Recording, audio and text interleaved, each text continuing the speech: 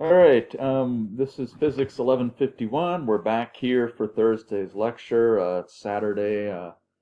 Getting these up a little bit late this week. I apologize getting behind.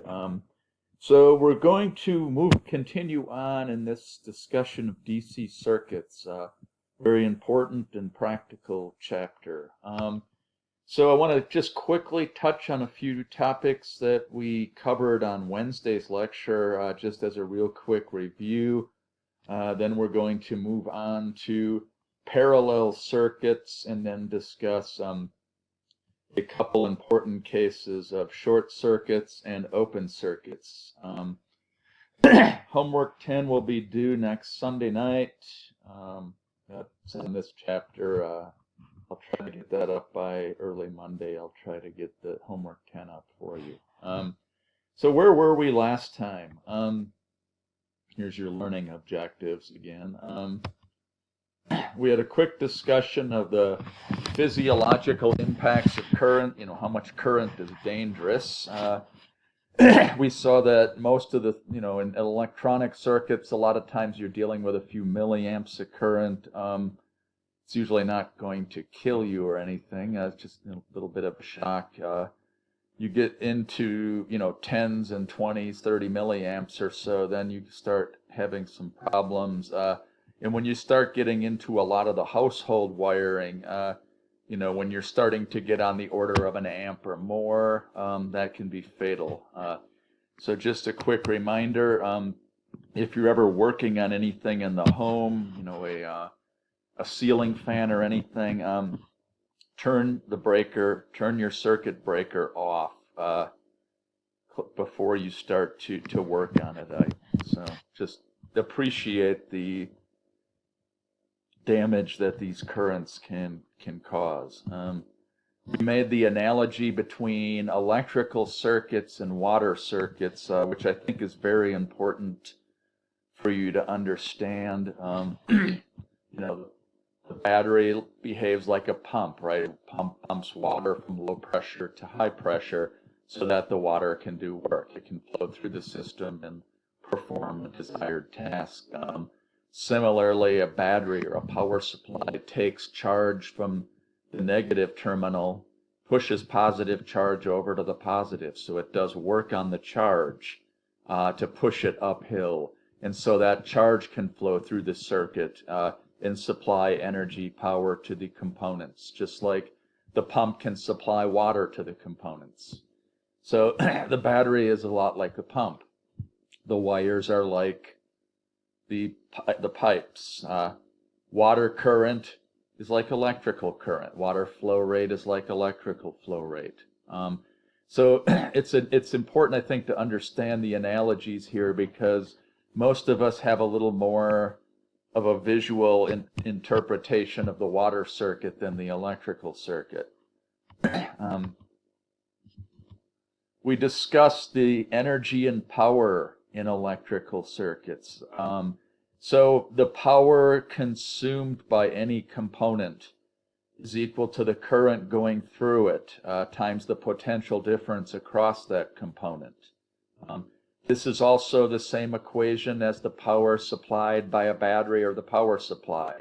It's the current supplied by the battery times the potential difference across the battery. So for a 9-volt battery, this would be 9 volts.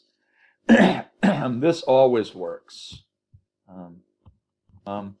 We saw that, so although this equation, the power P is equal to I delta V works for everything, for resistors or elements that obey Ohm's law, for example, a wire or a resistor, we can use Ohm's law of delta V as IR, and we can cast our power equation, P is equal to I delta V. We can cast it in a couple different forms. We can write it as I squared R, or we can write it as delta V squared over R. So depending on which two of the three quantities resistance, potential difference across a resistor, or current, we can use any of these forms. Remember, these only work for resistors or wires, whereas I times delta V always works. So you can never go wrong by using this form if you know the current and you know the potential difference. We started to get into power calculations, and then we got into this practical concept of energy uses, because this is what your utility company is billing you for, right? And the energy, recall, is the power energy per time multiplied by the time that the device is consuming or supplying power.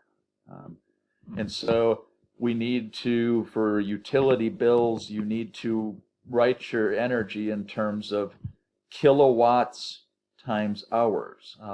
And so when you're calculating your utility bills to see if why your bill is so high, you have to remember to take the power a device is consuming and place it in units of kilowatts, and then you have to multiply it by the time in hours that this is using energy.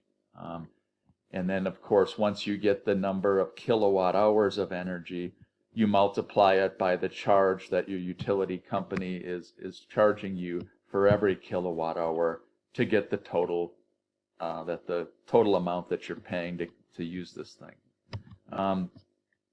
Then we went into current, voltage, and power calculations for a single resistor, because this is much easier than multiple resistors, right? And it's important to get a mastery of a single resistor, because for multiple resistors, we often find this quantity called the equivalent resistance, which we did for the series circuit.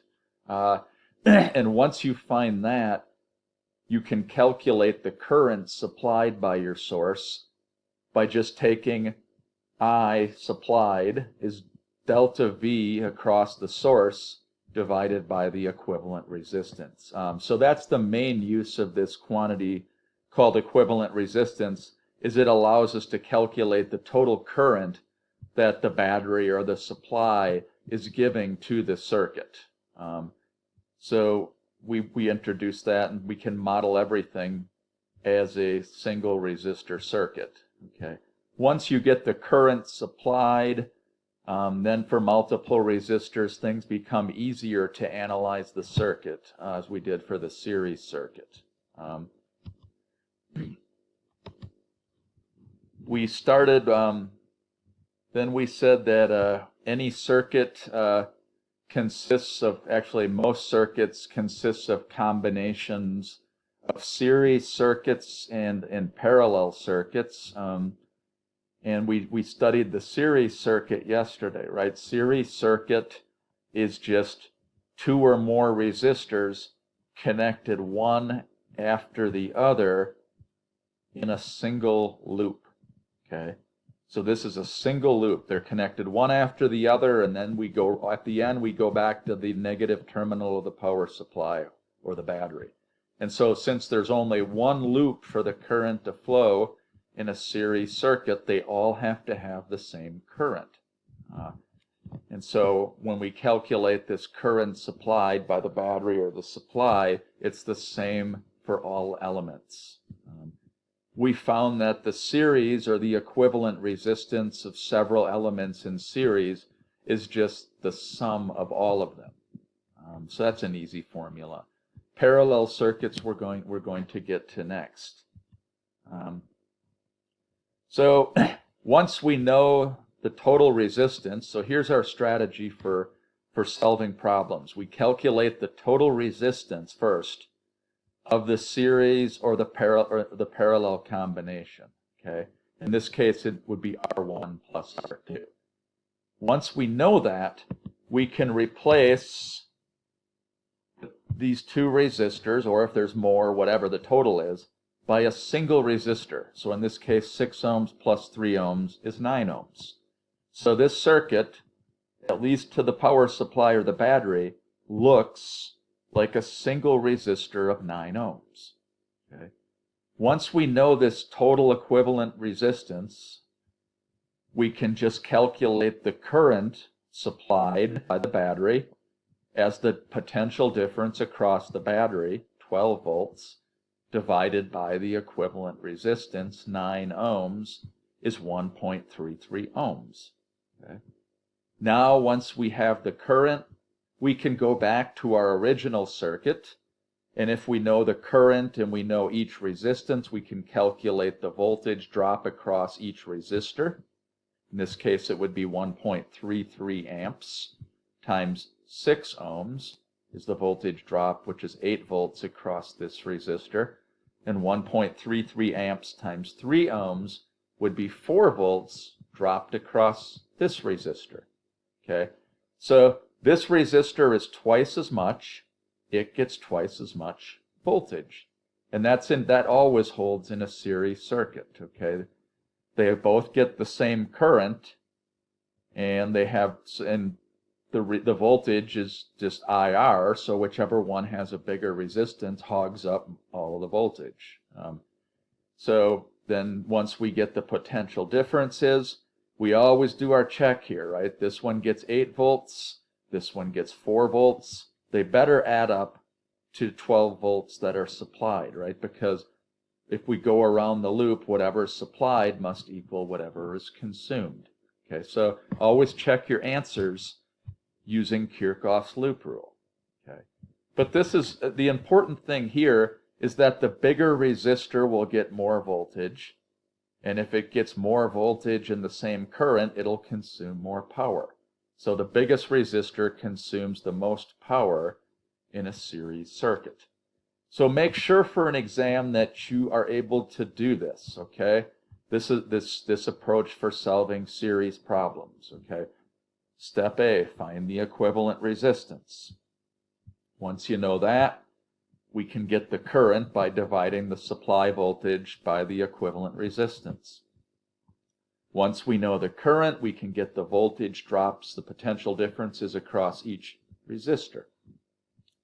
Once we know all the currents and the voltage, we can calculate the power consumed by each and the power delivered by the battery. So it probably is a good idea for the exam just to make a little flow chart or a little cookbook approach here, because it's the same for every series problem. It's the exact same steps.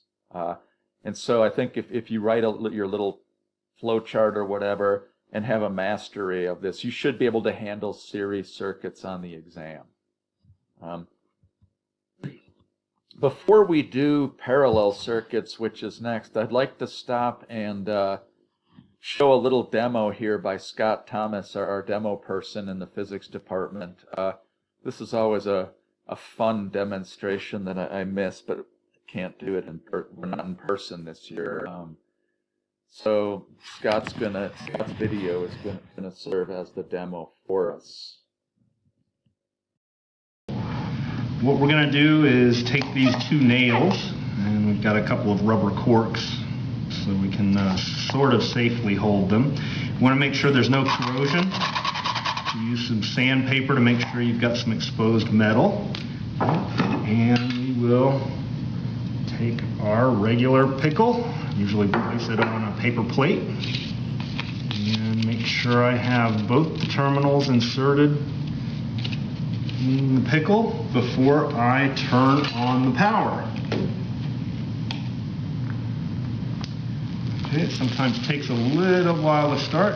Once it starts, you can see the light and the smoke.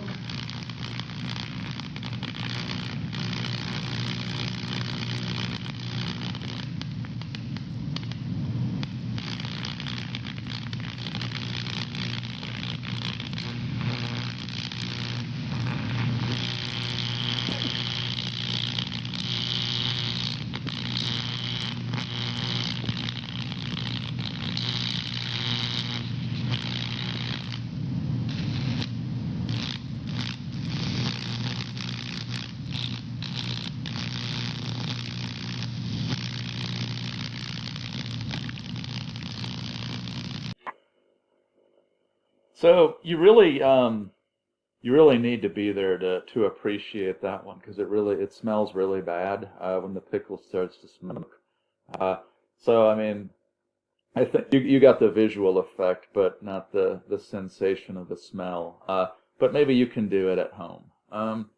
So this illustrates this example that the pickle is a resistive element. And when you run current through a resistive element, that energy, a lot of it ultimately goes into heating the resistor. In fact, this is done intentionally with your heaters. Your heaters are resistive elements, electrical heaters. So the power supplied, in that case by the power supply, went into heating the pickle because the pickle dissipated an amount of power, I squared times R. And the more power going through the pickle, the more power is supplied to it, the more power is consumed, and the pickle heats up more. So next year I'll be able to go back. It's one of my favorite demos. So let's move on. Okay. So hopefully by now, or if not now, by the time you start to work on your homework, you have a pretty good handle on how to analyze series circuits, at least series circuits containing resistors and energy sources. The next type of wiring, which is very important in household wiring, is what's called a parallel wiring, or a parallel circuit. Okay, so just like for a series circuit, all of the elements get the same current and there's only one path. A parallel circuit, all of the resistors or all of the elements that are wired in parallel have the same potential difference across them. And to see this, here's a parallel circuit of two resistors. And you notice that both resistors have one wire tied to the positive terminal of the battery, connected directly to the battery's positive terminal. And since the voltage, the potential along a given conductor has to be the same, the left end of both of these resistors must be at the potential V plus, the same potential as the battery's positive terminal. Similarly, both of these resistors have the other side connected by a wire to they're wired to the negative terminal of the battery. And so the right side of these resistors must both be at the same potential V minus of the negative terminal because they're connected by wires, right? And the potential on a conductor is the same. And so if the right side of both of these resistors is V minus, the same as the negative of the terminal, and the left side is V plus, then there's no way that they cannot have the same potential difference across them as the battery. And this applies to any number of items that can be connected in parallel. They all have to have the same potential difference across them, which in this case is just delta V battery. Okay, so we have two here, but we could have many if we have several things hooked up in parallel. Now, if you look here, the interesting point of this here is that when you have resistors or any elements connected in parallel, each one receives current from the battery as if the other one wasn't present. And so if you look here, this is Kirchhoff's current law. Remember, Kirchhoff's current law says whatever comes in must come out. So in this example, I must equal the sum of I1 plus I2. And if I hooked a third resistor up in parallel, then I would equal I1 plus I2 plus I3. Okay. And since they're all hooked up in parallel and the voltage doesn't change as we hook more things up, it's impossible for the voltage to change because it's the same potential difference as the battery. If the voltage doesn't change and its resistance doesn't change, then its current, for example, here I2 is delta V2 over R2 by Ohm's law, but delta V2 is just delta V battery. So this resistor continues to get its current regardless of how many things are hooked up in parallel. Okay, and you can keep going on and on. So what this means is that the more things we hook up in parallel, the more current has to be supplied by the battery because everybody wants their current. So the more things you hook up, the more current the battery needs to supply. And so the battery has to work harder, right? It has to supply more power meaning more, because it has to supply more current. And what happens typically, at least in home circuits, we'll see in a minute, is that the more the more items in parallel that need power at the same time, then the more current is needed until eventually you trip the breaker, because your circuit can no longer supply the current needs of everything hooked up in parallel. But we'll get to that in a minute. The main point here is that resistors connected in parallel will draw more current from the battery than either resistor alone. So in other words, R1 again is he or she is going to get their current regardless of how many things are hooked up. So the more things hooked up, the more current needs to be supplied by the battery. So here's an example of some home wiring. So this can be one circuit in your home. And for example, these could be 3 outlets in your living room. Okay. And they would all be wired to the same circuit. So they'll all be controlled by the same circuit breaker in your breaker box. Okay. And if you look, they're wired in parallel. Okay. For example, here there's 2 wires going to this receptacle, and both of them have one of them going from the hot wire and one of them going from the neutral wire. Don't worry about hot and neutral, that's for AC circuits, but it's the black wire and the white wire in your home wiring. Okay, so all of these circuits that are connected in parallel have one side connected to the top here of the 120 volt, maybe the hot, and all 3 of these have the other wire is connected to the bottom here. Maybe that's the white wire in your household wiring. So all of these circuits are connected between the same 2 points. They all get 120 volts. So the household wiring is in parallel. Okay, and furthermore, you see that we can plug 2 things into each of these outlets. And so each of these must be wired in parallel as well. So we got 6 things in parallel here, not to mention your light bulb over here from maybe your ceiling light. So actually, we've got 1, 2, 3, 4, 5, 6, 7 things which can be wired in parallel here. And so what happens is you turn on your TV, you turn on your stereo, you turn on your light. Okay, no problem, because maybe the sum of these 3 currents is less than what the breaker box maximum is, okay, before you trip the breaker. Now all of a sudden you connect 3 more things to this, and you have 7 things. And then what happens sometimes is, the breaker tripped. Okay, what that means, the breaker trips to protect your wiring from fire or other problems. So when the current becomes too high, which is rated by the breaker, a lot of times there'll be 15 amps or 20 amps. When the current demand of all these exceeds that, the breaker trips. Okay, so the smart person will not just keep going turning on the breaker and then having it happen again. The smart person will disconnect 1 or 2 of these things so that the total current is less than what the breaker will trip it. So your household wiring, a lot of it is in parallel. The analogy with water circuits. Okay, we go back to our water analogy again. Okay, so here's 2 pipes in parallel. Okay, and if you look at, here's pipe 1 and pipe 2. The more things that you hook up in parallel, the greater the total flow that has to be supplied by the pump, because each one of these is going to get their flow.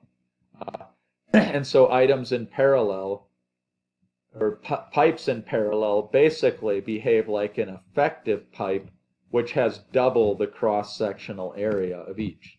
And remember, the bigger the area, the bigger the diameter of the pipe, the more water flows through the pipe. Just like if you have 2 wires or 2 resistors in parallel, you will have more current than each of the individual resistors. So let's calculate the equivalent resistance for elements wired in parallel. Okay, and to do this, we're going to use Kirchhoff's current rule. So Kirchhoff's current rule says whatever comes into the junction, I, the current supplied by the battery, must equal whatever leaves. Whatever enters must equal whatever leaves. So I must equal I1 plus I2. Okay, now here's the main point. Both resistors and the battery all have the same potential difference, delta V. Forgot the delta here. So delta V battery over R1 plus delta V battery over R2, and we can factor out the battery potential, and that's equal to the battery voltage times 1 over R1 plus 1 over R2. And so the two resistors behave as a single equivalent resistor whose 1 over R equivalent is 1 over R1 plus 1 over R2. Okay, and so we see that when we have resistors in parallel, to find the equivalent resistance, we need to take the inverse of each resistance, add up all the inverses to get 1 over R equivalent, and then hit inverse yet one more time. So this sometimes causes problems on people's calculators. What you should remember is that the equivalent resistance, when you actually plug in numbers, always has to be smaller than the smallest of the parallel resistors. So if this is 2 ohms and this is 10 ohms, the equivalent resistance is guaranteed to be less than 2 ohms. It's always the smallest of the smaller one. And in other words, the more things you hook up in parallel, the smaller the equivalent resistance, which means the larger the current. Okay.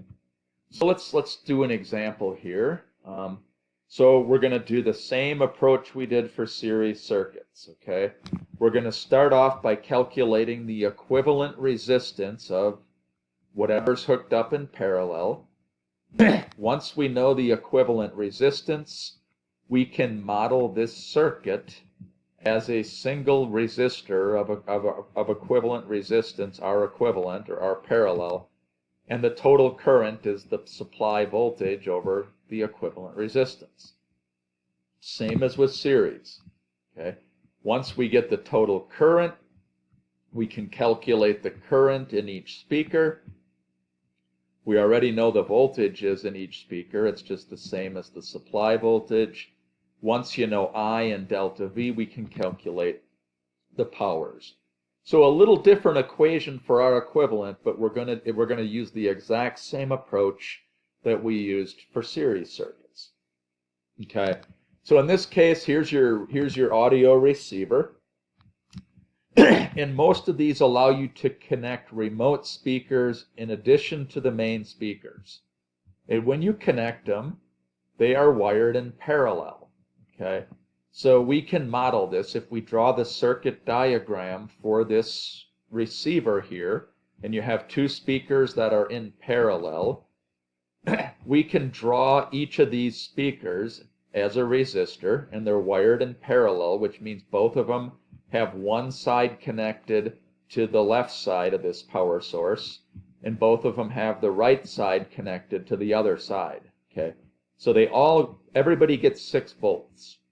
Okay, so the first step that we want to do is we want to calculate the equivalent resistance. Okay, we're doing that so we can get the total current supplied by the source. So let's do that. Resistor 1 is 8 ohms. It's an 8 ohm speaker. Resistor 2 is 4 ohms. It's a 4 ohm speaker. And so we plug in 1 over R equivalent is 1 over 8 ohms plus 1 over 4 ohms is 3 over 8 ohms. And finally we hit the inverse, and we get that the equivalent resistance of these two speakers is 2.67 ohms. Okay. Now let's check, make sure we didn't mess up the algebra here. The equivalent resistance in parallel always has to be smaller than the smallest resistance, and the smallest here is 4, and the equivalent resistance is 2.67. So at least this is just a check against obvious errors. Okay, so far that's good. If this would have been larger than 4 ohms, we messed up. Okay, now that we know the total resistance, the equivalent resistance, we can draw the circuit as the voltage source and an equivalent resistor. And then we're doing this solely to get the total current. Okay, so then I is equal to delta V supply, which is 6 volts, divided by the equivalent resistance, 2.67 ohms, 2.25 amps. Okay, so the current supplied by the receiver to both speakers is 2.25 amps. Okay, if that's more than this receiver is meant to supply, you'll blow a fuse, or worse, if there's no fuse in there. So you always want to make sure that these things you hook up will not exceed the current ability of the receiver. So the receiver must supply 2.25 amps total to both of these speakers. Okay. Now what we need to do is we want the next step for parallel circuits. So it's just like series so far. We calculate the equivalent resistance and we calculate the total current. Okay, now remember with series circuit, the next step that we did was to calculate the voltage drops. And we did that because once we know the current supplied for series, it's the same for everybody. In this case, we know that the voltage is the same for everybody. They all get 6 volts across them. So what we need to do next is calculate the current in each for parallel.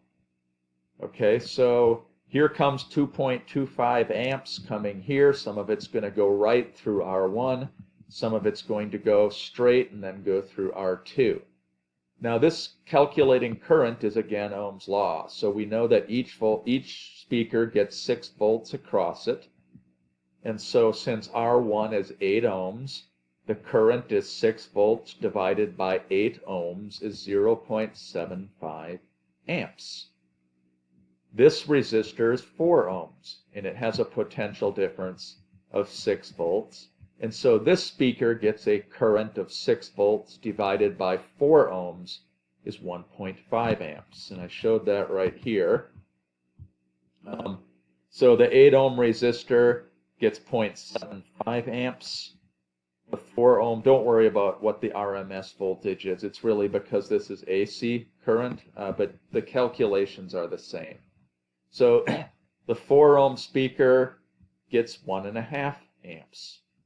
Okay, now stop at this point. What we need to do next, both of these must add up to the current supplied. Okay, and we already calculated the current supplied by the source is 2.25 amps. That means these two currents, I1 plus I2, better add up to 2.25 amps. Okay, do they?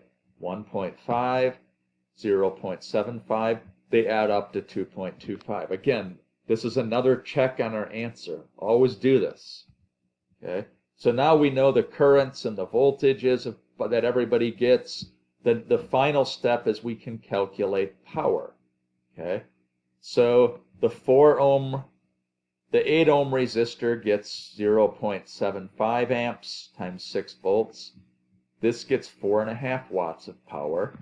The 4 ohm resistor gets 1.5 amps of current at 6 volts. It gets 9 watts. So the total demand is 13.5 watts of power. Okay, and the important point here is that this is the opposite behavior of series circuit. Remember, series circuit, the bigger resistor gets larger voltage and therefore it consumes more power. With a parallel circuit, the bigger resistor gets less current. They both get the same voltage. Bigger resistor uses less power.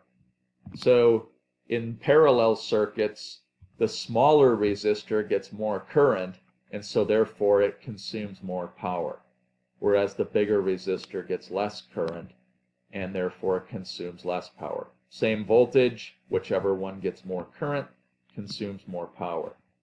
Okay, so now you calculate your powers. They add up to 13.5 watts. Yet we can check this too. So this better be equal to the power supplied by this 6 volt source. Okay, so let's check. The power supplied is 6 volts times the current supplied, which is 2.25 amps. 6 times 2.25 is 13.5 watts. That better be equal to the sum of the powers consumed, and it is. Okay, so pretty much at every step of the way, you have it. You can check your answer and see if you're right just by making sure it's consistent with energy conservation, or in the case of the currents, Kirchhoff's current law. So let's summarize this, and then we'll get on to open and short circuits, and then we'll end it here. So when you're analyzing a DC circuit, the first step that you're always going to do is you're going to want to calculate the total current supplied by the power source. Okay. And to get the total current, remember, where are we here? Our first step is to get the equivalent resistance so that we can model our series or parallel circuit as a single resistor of total resistance R series or R parallel. In other words, the equivalent resistance. So that's our way of getting the current. Once we get this, the current is the supply voltage divided by the equivalent resistance. Now we get the current supplied. Okay? That's why we do this equivalent resistance. Okay? Once we get the current supplied, the next step we move on is we can calculate the current through each component if we're doing a parallel circuit, because we already know the voltages, they're all the same. And if it's a series circuit, the next step is we get the potential difference for each one, because they're all the same current. Okay? Now we know the current, all the currents and all the voltage differences. Once we do that, we can use P is equal to I delta V. We can get the power consumed. We verify that the total power consumed is equal to the power supplied. Okay, so I think once you do this a few times, this is way easier than the stuff you were doing in the early chapters. It's a lot less abstract than these electric field calculations that you were doing back 3 chapters ago. So I think it's a little more intuitive, and it's a little less abstract. So once you do these, a few of these, I would encourage you on your cheat sheet for the exam to write the little flow chart or a cookbook approach for how to go through and calculate all these for series and parallel circuits, and you should have no trouble with this stuff.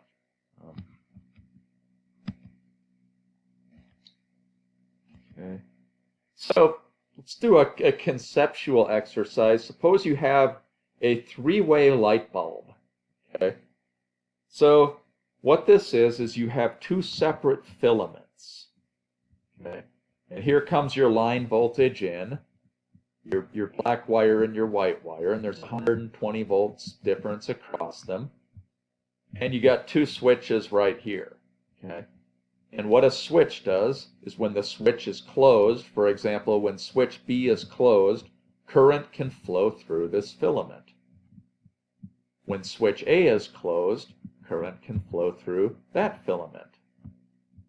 The third way is if both are closed, then current can flow through both filaments. And that's why it's a 3-way light bulb. Depending on whether one of these is closed or none of them are closed, we can get 3 different levels of illumination. And you see here that these are connected in parallel. They're wired in parallel. Both of these filaments have the left side connected to one wire. This might be the black wire coming in. And both of them have the same, the other side is connected maybe to the white wire, the same wire. So these are connected in parallel. And when you have both of them on, you have 2 paths for the current, because it can go through both. You will get more current drawn from the line voltage, and if you have more current, it's going to be brighter. So you get 3 different levels of illumination. And with parallel circuits, again, not at the risk of beating this to death, the more things that are drawing current in parallel, the greater the total current, and the voltage stays the same, which means the power draw of this bulb increases. So this would be 150 watts when they're both on. So the last example, or the last concept that we're going to cover real briefly, are what are called a short circuit and an open circuit, okay? And most of the time, these are very bad. These are not desired in most cases. So you probably have heard of short circuits, open circuits with home wiring. So let's first discuss a short circuit. So a short circuit is a very low resistance connected between 2 points in a circuit that are meant to be at different voltages, okay? For example, suppose that you accidentally touch both terminals of your car battery together with a screwdriver. Okay, please don't do this, and if you do it, don't say I told you. So suppose you accidentally touch both the positive and the negative terminal of your car battery together with a screwdriver. So now you remember the metal has almost zero resistance, and so your screwdriver, the metal, you've basically created a short circuit. Okay. In other words, your battery is connected to a resistor, your screwdriver blade, that has zero resistance. Okay. And if you look at Ohm's law, here's a picture of it. So suppose here's your circuit that's using your 12 volts from your car battery. And suppose we accidentally put the screwdriver, okay, across the two terminals. If you do this intentionally, you're a Darwin Award candidate. So don't do this. So suppose you do this. Now we have a like it or not, we have just accidentally created a parallel circuit here. And the first resistor is whatever is going to use this 12 volts, whatever circuit in your car. And the second resistor, quote, resistor, is the blade of your screwdriver. And that has a resistance of 0. Okay? So let's analyze this circuit. Here comes the current from your battery, and it can go down two paths. Which way is it going to go? Well, all of it's going to go this way because there's zero resistance to current flow. So all of the current will go through your screwdriver. None of it is going to go to your circuit because it's always going to go to the path of least resistance. And in here it's zero resistance. So all of the current goes to your screwdriver, none to your circuit. So let's analyze this in terms of our equivalent, okay? We can write our equivalent for parallel. We can write it as if there's two resistors, we can write it as 1 over R equivalent is 1 over R1 plus 1 over R2. Okay, and I like this other form algebraically, which only works for two resistors. You can do the algebra on this one, and you can show that R equivalent is R1 times R2 divided by the sum. So the product over the sum only works for two. And if one of these resistances is 0, like the screwdriver, 0 times anything is 0, and you have R equivalent is Zippo. Okay? You can also see it from this formula. If R1 is 0, 1 over 0 is infinity. And then infinity plus anything is infinity. Infinity, yeah. And then you get R equivalent is 0. Because 1 over 0 is infinity. So what you have done is you have just created an R equivalent is 0. Okay? So now let's plug this in. The current that the battery is going to try to supply is the battery voltage, which is 12 volts for a car battery, divided by 0 ohms. Well, that means a very large current is going to be going through the screwdriver, and if you are touching the screwdriver, it's going to go through you, okay? And it will likely be enough to kill you. So don't do this, okay?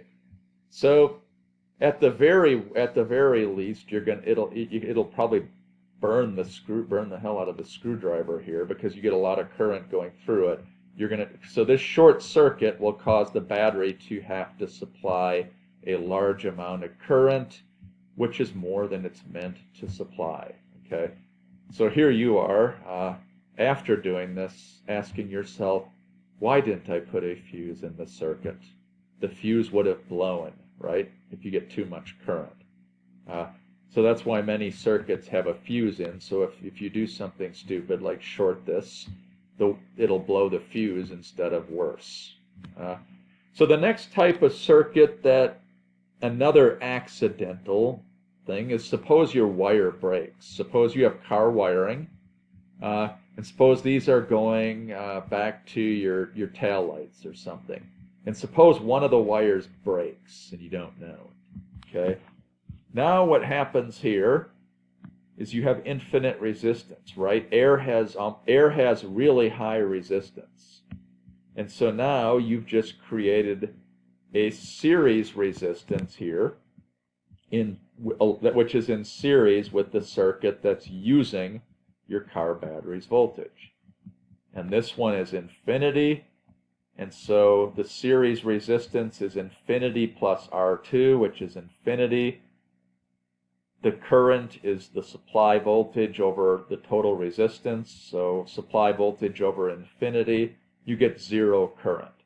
Okay, so you're wondering, why don't my bulbs light? Okay, well, if one of the wires breaks, you don't have a conducting path, so you won't get any current, and you won't get any light from your bulbs. So an open circuit is opposite of a short circuit. That's if you have a very high resistance from 2 points in the circuit. For example, here's another example. Suppose you open a switch. Okay, so here the switch is open, so here comes the current. If they're both open, the current can't go through either path, right? You have an infinite resistance across the switch, and so you don't supply any current to either bulb, and therefore you get no light. Okay, so an open circuit is an opposite of a short, in which there's a very high resistance between 2 points in the circuit. Okay, here it's intentional. You open the switch. Here it's not. You broke the wire. Okay, but in either case, the result is you have an infinite resistance, which means no current. So I did 4 more worked examples here, so I encourage you to go over these. And if you have questions, bring them to Monday's synchronous lecture or to office hours. So it's up to you to work on these. This is another example of how to calculate resistance in a series circuit, calculating resistance in a parallel circuit. Another practice problem as far as how to analyze a series circuit, and another practice problem for how to analyze a parallel circuit. Okay, so on the next exam, you should kill problems like this. Okay, they're very easy once you've done them a few times. So just take the time to practice them, and you should do well on the next exam with this type of material. It's not hard. Okay. So with that, I am going to take off and hope you enjoy the Easter weekend, and we will talk to you on Monday.